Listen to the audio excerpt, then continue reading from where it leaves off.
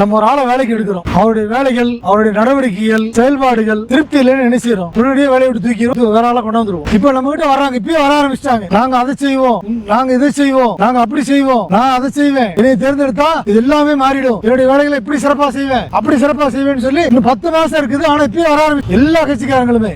இப்ப நம்ம என்ன செய்யணும், அவங்க நமக்காக வேண்டி 60 மாசம் வேலை செய்ய போறாங்க. ஒரு நாள் 2 நாள் இல்லைங்க, 60 மாசம். இதுக்கு முன்னாடி அவங்க 60 மாசம் வேலை செஞ்சிருப்பாங்க, இல்ல கூடுதலா கூட வேலை செஞ்சிருக்கலாம். சில பேர், நிறைய பேர் 5 வருஷம் 10 வருஷமா இருக்கிறேன்னு கூட சொல்லிட்டு இருக்கலாம். இப்ப நம்ம தேர்ந்தெடுக்கணும். இப்ப தாயம் போடுறது நம்ம கையில இருக்குது, உருட்டுற கை நம்ம கையில இருக்குது. அதாங்க நம்ம போற ஓட்டு. 2026 தேர்தலில் ஓட்டு போடுவோம்ல, அது நம்ம கையில இருக்குது.